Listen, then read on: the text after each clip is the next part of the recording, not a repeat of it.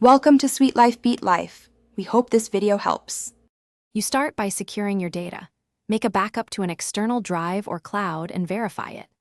Once done, run a disk usage analyzer to pinpoint the largest folders and apps so you spend effort where it matters.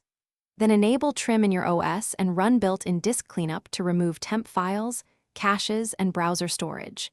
This frees immediate space and improves SSD longevity, so you get both capacity and performance benefits right away. You now attack the big space consumers. Move videos, disk images, and virtual machines to an external or secondary drive, and use symbolic links when you need transparent access. Make sure to uninstall unused heavy apps, compress old archives, and run a duplicate file finder to remove repeats.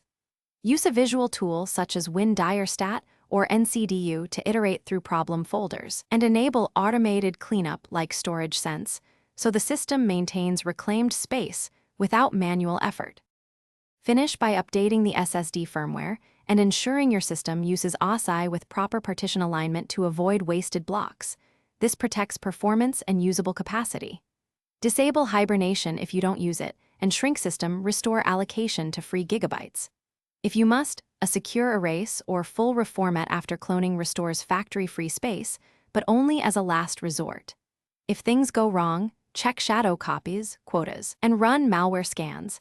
These hidden consumers often explain persistent space shortages. Thanks for watching.